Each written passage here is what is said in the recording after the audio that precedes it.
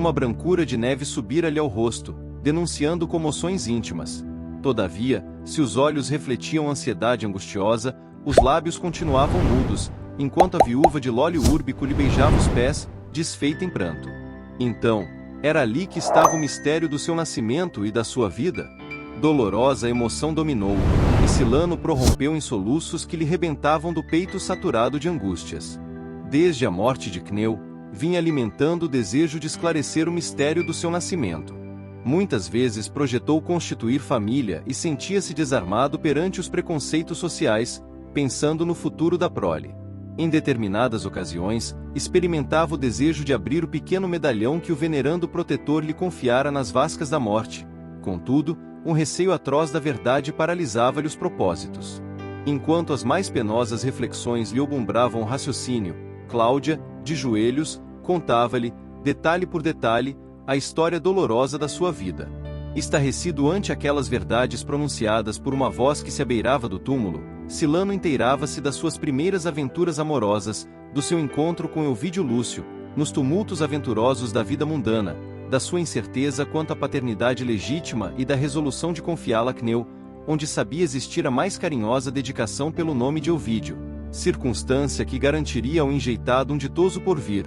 Dos golpes da sorte posterior, desposando um homem de estado, de suas combinações com Fábio Cornélio, em tempos idos, para execução de sentenças iníquas no seio da sociedade romana, omitindo, porém, o drama terrível da sua vida em relação a Alba Lucínia. Sentindo que a iminência da morte agravava o ódio pelo censor que a determinará, e por sua família, Cláudia Sabina, dando curso aos derradeiros desvios da sua alma, deixou transparecer que a morte de Lólio Úrbico, misteriosa e inesperada, fora obra de Fábio Cornélio e seus sequazes, ávidos de sangue, a fim de acarretarem a sua ruína. Nos últimos instantes, levada pelo negrume do seu ódio tigrino, não vacilar em arquitetar o derradeiro castelo de calúnias e mentiras, para levar à desolação a família detestada. Aquelas terríveis confidências soavam aos ouvidos do oficial como um clamor de vinganças que reivindicassem de esforços supremos. Todavia, em consciência, não lhe bastavam apenas as emoções para identificar a verdade. Necessitava de alguma coisa que lhe falasse a razão. Mas, como se Cláudia Sabina lhe adivinhasse os pensamentos, foi logo ao encontro das suas vacilações silenciosas. Silano, meu filho, Cneu Lúcio não te confiou um pequeno medalhão, que envolvi nas tuas roupinhas de enjeitado? Sim, disse o rapaz, extremamente perturbado. Trago comigo essa lembrança. Nunca o abriste? Nunca. Nesse instante, porém, o emissário de Fábio revolveu uma bolsa que trazia sempre consigo, retirando o pequeno medalhão que a condenada contemplou ansiosamente. Aí dentro, meu filho, disse ela, escrevi um dia as seguintes palavras: Filhinho, eu te confio a generosidade alheia com a bênção dos deuses. Cláudia Sabina. Silano Pláucio abriu o medalhão nervosamente, conferindo, uma por uma, todas as palavras. Foi aí que uma emoção violenta lhe abalou todas as faculdades. Acentuou-se a brancura de mármore que se lhe estampara na fronte. O olhar inquieto e triste tomou uma expressão vítrea, de pavor e assombro. As lágrimas secaram como se um sentimento lhe aflorasse na alma. Cláudia Sabina, sentindo-se nos derradeiros instantes, contemplava ansiosa aquelas transformações súbitas. Como se houvera sentido a mais radical de todas as metamorfoses, o rapaz inclinou-se para a vítima e gritou aterrado: Mãe! Minha mãe! Nas suas expressões havia um misto de sentimentos indefiníveis e profundos. Elas se lhe escapavam do peito como um grito de saciedade afetuosa, depois de muitos anos de inquietação e de angústia. Recebendo aquela suprema e doce manifestação de carinho na hora extrema, a condenada, com a voz a extinguir-se, falou: Meu filho, perdoa-me o passado vil e tenebroso. Os deuses me castigam, fazendo-me perecer às mãos daquele a quem dei a vida. Meu filho, apesar de tudo, amo essas mãos que me trazem a morte. O pupilo de Cneu Lúcio inclinara-se sobre o tapete manchado de sangue. Num gesto supremo, que evidenciava sua angústia e o esquecimento do abandono materno, para considerar somente o destino doloroso que o conduzira ao matricídio, tomou nas mãos a cabeça exânime da condenada, cujo olhar parecia agora rejubilar-se com os pensamentos enigmáticos e criminosos de sua alma. Verificou-se, então, um fenômeno interessante. Como se houvera satisfeito cabalmente o último desejo, o organismo espiritual de Cláudia Sabina abandonava o corpo terrestre. Satisfeita sua vontade psíquica, o sangue começou a jorrar em borbotões intensos e rubros dos pulsos abertos. Sentindo-se nos braços do oficial, que a encarava alucinado, voltou a dizer em voz entrecortada: assim, meu filho, sinto que me perdoas. Vinga-me. Fábio Cornélio deve morrer. Os singultos da agonia não lhe permitiram continuar, mas os olhos enviavam a Silano as mais singulares mensagens, que o rapaz interpretava como apelos supremos de desforra e vingança. Quando um calor de cera lhe cobriu a fronte contraída num ricto de pavor angustiado, o mensageiro do censor abriu as portas, apresentando-se aos companheiros com a fisionomia transtornada. Seu olhar fixo e terrível parecia de um louco. No íntimo, as mais fortes perturbações mentais premiam-lhe o espírito desolado. Sentia-se o mais ínfimo e o mais desgraçado dos seres. Apenas com uma palavra de ordem, colocou-se a caminho, de volta ao centro urbano, enquanto servos dedicados de Cláudia lhe amortalhavam o cadáver, entre lágrimas. Em vão, Lídio e Marcos, bem como outros pretorianos amigos, lhe chamavam a atenção para esse ou aquele detalhe da empreitada, porquanto Silano Plaucio mantinha um silêncio inflexível e sombrio. A ideia de que Fábio Cornélio lhe conhecia o passado doloroso, não vacilando em fazê-lo assassino de sua mãe, bem como as histórias caluniosas de Cláudia Sabina, à extrema hora, a respeito do censor e do seu procedimento no passado, provocaram-lhe uma perturbação cerebral intraduzível. O pensamento de que, para o resto dos seus dias, devia considerar-se um matricida, atormentava-o, sugerindo-lhe os mais horríveis projetos de vingança. Dominado por sentimentos inferiores, acariciava um punhal que descansava nas armaduras, anteguzando o instante em que se sentisse vingado de todos os ultrajes experimentados na vida. Era noitinha quando penetrou no imponente edifício onde Fábio Cornélio o esperava, num gabinete soberbo e amplamente iluminado. O velho censor recebeu-o com visível interesse, e buscando isolar-se dos presentes, inquiriu-o num canto da sala. Então, que novas me trazes? Tudo bem? Silano fitava-o de olhos gáseos, como presa das mais atrozes perturbações. Mas, que é isso? Insistia o censor, extremamente conturbado. Estás enfermo? Que teria acontecido? Fábio Cornélio não pôde prosseguir, porque, sem dizer palavra, qual um alucinado em crise extrema, o oficial desembainhou o punhal celeremente, cravando no peito do censor, que caiu redondamente, gritando por socorro. Silano Plaucio contemplava sua vítima com a face terrível dos dementes, sem dar o mínimo sinal de responsabilidade. Na sua indiferença, via o sangue do velho político escapar-se a jorros pela ferida entre a garganta e a omoplata, enquanto ferido, nos estertores da morte, lhe dirigia um olhar terrível. Foi nesse instante que os numerosos guardas rodearam o antigo protegido de Cneu Lúcio, eliminando-lhe igualmente a vida em rápidos segundos. Em vão, o oficial tentou resistir aos pretorianos e a outros amigos do assassinado, porque, em poucos minutos, estava reduzido a frangalhos pelos golpes de espada, com que pagava afronta ao Estado, com a perpetração do seu crime. A notícia correu à cidade celeremente. Assistido pelos amigos mais dedicados, Elvídio Lúcio precisou invocar todas as forças para não fraquejar sob golpes tão rudes. Dada a situação delicada em que se encontrava a esposa, providenciou para que os despojos sangrentos fossem levados à residência, com especial cuidado, a fim de que o quadro sinistro e doloroso não agravasse a moléstia de Alba Lucínia, na hipótese de suas melhoras, após a síncope prolongada. Um correio célere foi despachado para Capua, chamando Caio Fabrício e sua mulher a Roma, imediatamente. Entre as preocupações mais acerbas e impossibilitado de comunicar o peso que lhe oprimia o coração a qualquer amigo, dadas as penosas circunstâncias familiares em jogo, o filho de Cneio vertia lágrimas dolorosas ao lado da esposa entre a vida e a morte, enquanto Márcia assumia a direção de todos os protocolos sociais em sua residência, para atender a quantos visitavam os despojos dos dois desaparecidos. Alba Lucínia despertara, e contudo, vagava-lhe no olhar uma expressão de alheamento do mundo. Pronunciava palavras ininteligíveis, que Elvídio Lucius daria a vida para compreender. Percebia-se que ela perderá a razão para sempre. Além disso, As síncopes renovavam-se periodicamente, como se as células cerebrais, à pressão de uma força incoercível, rebentassem vagarosamente, uma por uma. Obedecendo aos imperativos da situação, o tribuno expediu ordens para que os funerais do sogro e do irmão adotivo se efetuassem com a celeridade possível. Tanto assim que, antes de uma semana, chegavam da Campânia Ovídia e o esposo, sem alcançarem as cerimônias fúnebres, e penetravam no lar paterno tão somente para se ajoelharem à cabeceira de Alba Lucínia, que, desde a véspera, entrará em dolorosa agonia. A presença dos filhos constituiu para o tribuno um suave consolo, mas, ao seu espírito dilacerado, figurava-se não haver consolação bastante no mundo para o coração humilhado e ferido. Tocado nas fibras mais sensíveis, via agonizar a esposa lentamente, como se um sicário invisível lhe houvesse cravado no coração um acerado punhal.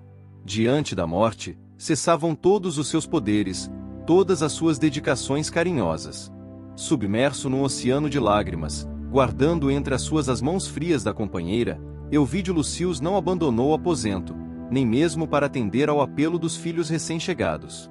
Pressentindo que a morte lhe arrebataria em breve a esposa idolatrada, conservava-se à sua cabeceira, dominado pelas meditações mais atrozes. De quando em quando, emergia do abismo de suas reflexões, exclamando amargamente, como se guardasse a convicção de que era ouvido pela moribunda: Lucínia, pois também tu me abandonas? Desperta, ilumina de novo a minha solidão. Se te ofendi alguma vez, perdoa-me. Mas não fiz que te amar muito. Vamos, atende. Eu vencerei a morte para te guardar em meus braços. Lutarei contra todos. Junto de ti, terei forças para viver, reparando os erros do passado.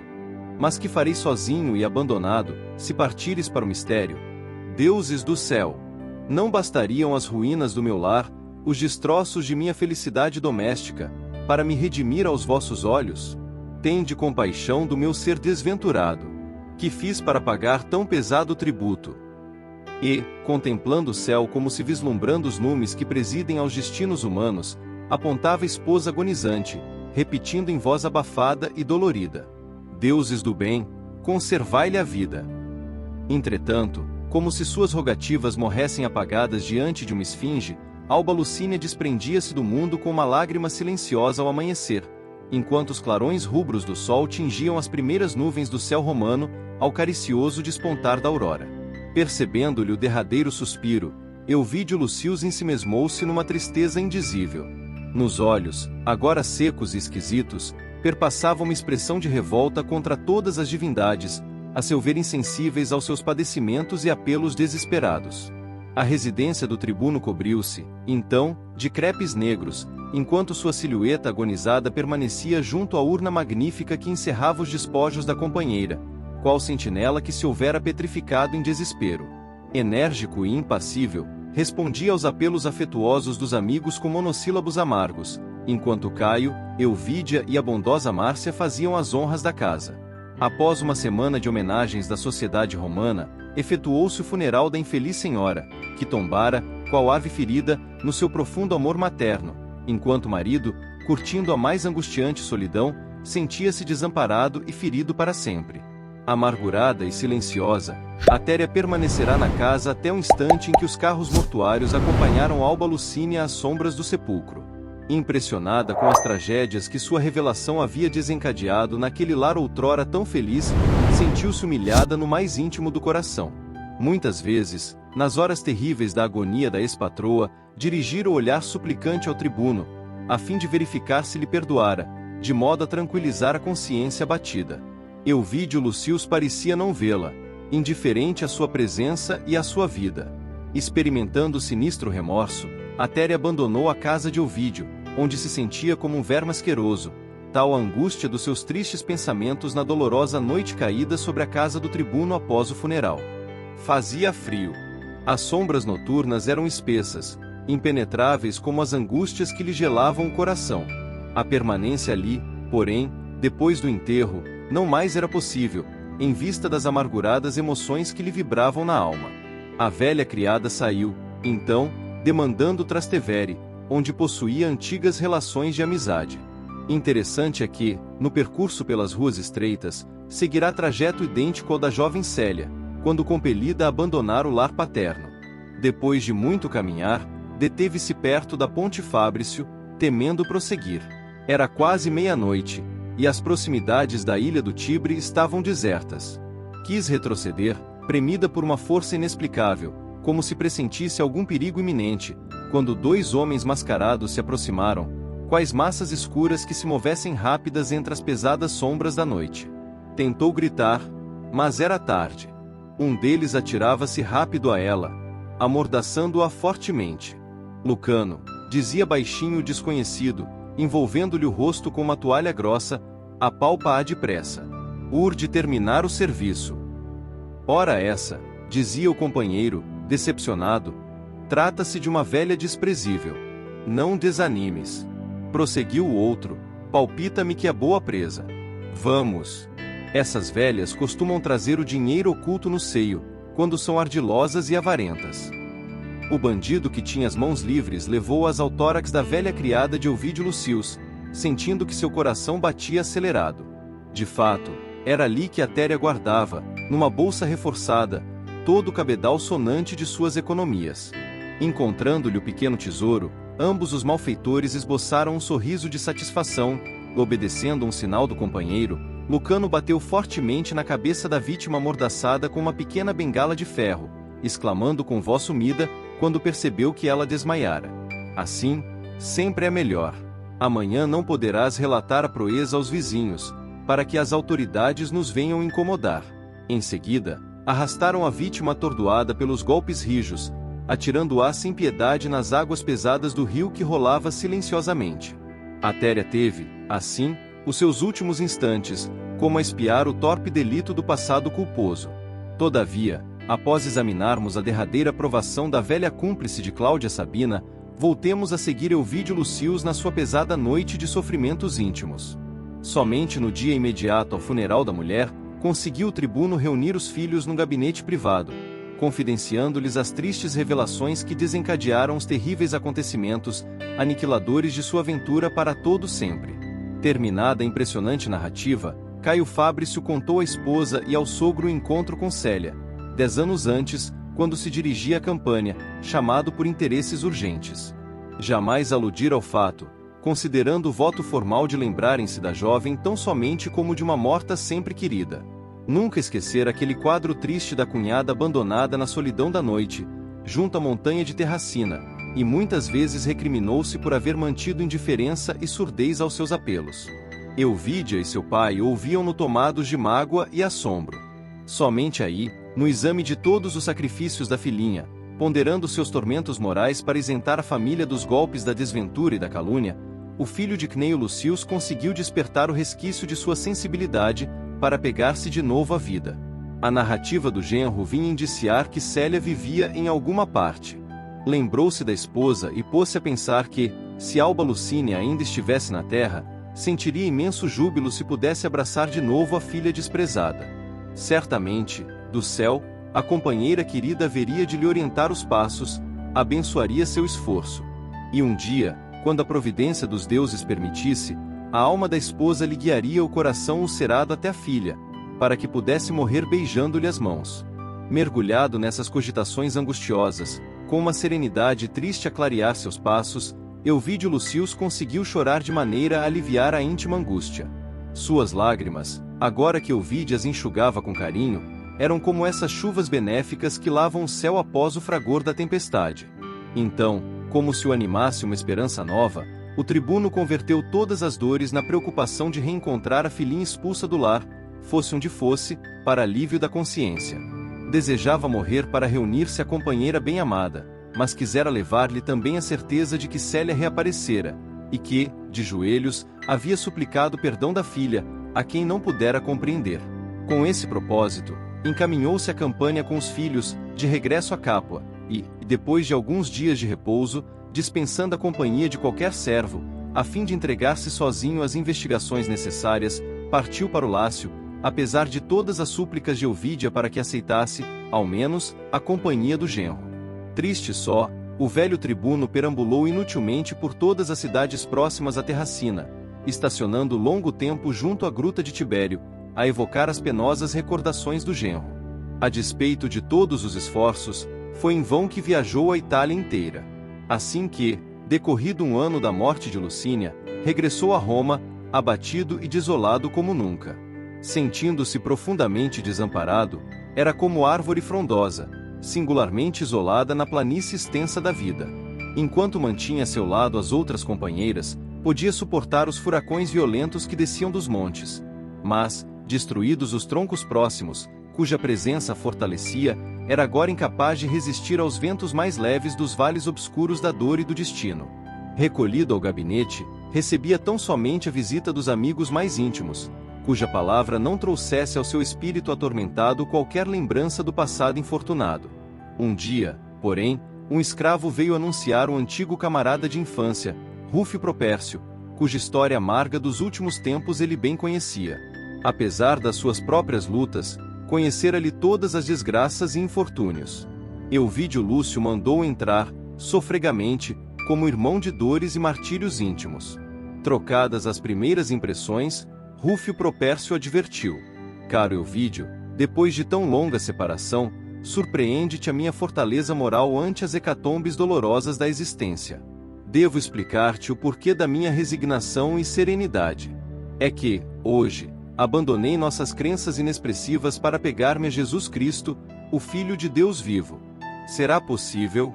Exclamou o tribuno, interessado. Sim, hoje compreendo melhor a vida e os sofrimentos neste mundo.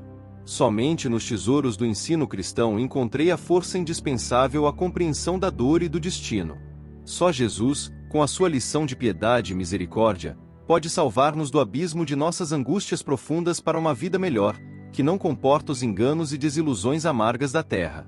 Enquanto Euvídio Lúcio ouvia, assombrado por encontrar um amigo íntimo estabilizado na fé ardente e pura entre os escombros da época, Propércio acrescentava: já que te sentes igualmente ferido pelo destino, por que não frequentares conosco as reuniões cristãs, onde eu te poderia acompanhar? É bem possível que encontres no Evangelho a paz almejada e a energia imprescindível para triunfar de todos os tormentos da vida. Ouvindo o carinhoso convite do amigo de infância, o tribuno lembrou-se instintivamente da filha e das suas convicções. Sim, fora o cristianismo que lhe dera tamanhas forças para o sofrimento e para o sacrifício. Além disso, recordou as figuras de Nestório e Ciro, que haviam caminhado para a morte sem um gemido, sem uma queixa. Como que cedendo a uma súbita resolução, respondeu resoluto: aceito o convite. Onde é a reunião? Numa casa humilde, junto à porta Ápia. Pois bem, irei contigo. Rúfio despediu-se, prometendo buscá-lo à noitinha, enquanto ele passava o resto do dia em cogitações graves e profundas. Na hora combinada, demandaram o local das assembleias humildes, onde, pela primeira vez, Euvídio Lúcio ouviu a leitura do Evangelho e os comentários singelos dos cristãos. A princípio, estranhou aquele Jesus que perdoava e amava todos com o mesmo carinho e a mesma dedicação. Mas, no curso de numerosas reuniões, entendeu melhor o Evangelho, e apesar de não sentir inteiramente as suas lições, admirava o profeta simples e amoroso, que abençoava os pobres e os aflitos do mundo, prometendo um reino de luz e de amor para além das ingratas competições da terra. Seu esforço na aquisição da fé seguia o curso comum, quando um pregador famoso surgiu um dia naquele núcleo de gente simples e bondosa. Tratava-se de um homem ainda jovem, inteligente e culto, de nome Saulo Antônio, que fizera da existência um sacrossanto apostolado no trabalho da evangelização. Sua palavra inflamada e vibrante sobre os Atos dos Apóstolos, logo após a partida do Cordeiro para as regiões da luz, impressionara o tribuno profundamente. Pela primeira vez, escutava um intelectual, quase sábio, a exaltar as virtudes dos seguidores do Cristo, fazendo comparações extraordinárias entre o Evangelho e as teorias da época, que ele se habituara a considerar como notas de evolução inexcedíveis. Terminada a preleção inspirada e brilhante, Euvídio acercou-se do orador, exclamando com sinceridade: meu amigo, trago-lhe meus votos para que a sua palavra iluminada continue a clarear os caminhos da terra. Desejava, porém, ouvi-lo sobre uma dúvida que me nasceu há tempos no coração. Enquanto o pregador lhe acolhia as palavras com profunda simpatia, continuou: não duvido dos atos dos apóstolos de Jesus, mas estranho que, de há muito tempo para cá, não haja mais na terra organizações privilegiadas como a dos antigos seguidores do Cristo, que possam aliviar nossas dores e esclarecer-nos o coração nos sofrimentos. Meu irmão, replicou o orador, sem se perturbar, antes de recorrermos aos intermediários, urge prepararmos o coração para sentir a inspiração direta do Cordeiro. A sua objeção, porém, é muito justificável. Contudo, cumpre-me esclarecer que as vocações apostólicas não morreram para o mundo. Em toda parte, elas florescem sob as bênçãos de Deus, que nunca se cansou de enviar até nós os mensageiros de sua misericórdia infinita. E, depois de ligeira pausa, como se desejasse transmitir uma impressão fiel de suas reminiscências mais íntimas, Saulo Antônio acrescentou convictamente: faz alguns anos, era eu inimigo acérrimo do cristianismo e dos seus divinos postulados. Todavia, bastou a contribuição de um verdadeiro discípulo de Jesus para que meus olhos se aclarassem, buscando o verdadeiro caminho.